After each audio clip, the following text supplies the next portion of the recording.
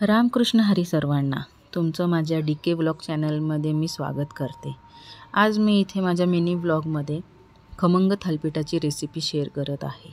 तर मग काय मंडळी, येता का गरमागरम थालीपीठ खायला? पावसाळ्याचे दिवस आहेत, त्याच्यामध्ये हे थालीपीठ खाण्याची एक मजा काही वेगळीच आहे. तर तुम्ही कधी चुलीवरचं थालीपीठ खाल्लेलं आहे का?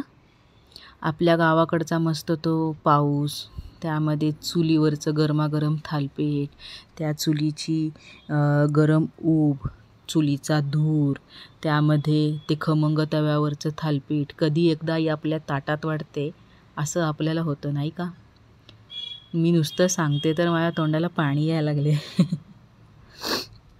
तुम्हीही चुलीवरचं थालीपीठ कधी ट्राय केलं नसेल तर नक्की ट्राय करा आणि मला कमेंट करायला विसरू नका की तुम्हाला त्याची चव कशी वाटली ते. मी तुमच्या कमेंटची आतुरतेने वाट पाहत आहे.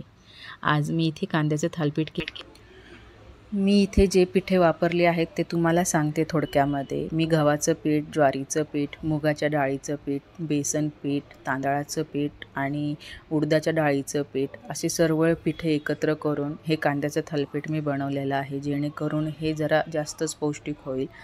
आणि मी आत्ता सध्या जरी इथे गॅसवरती मी थालीपीठ बनवत असले तरीही तुम्ही नक्की चुलीवरचे थालीपीठ आहे ते ट्राय करून नक्की बघा.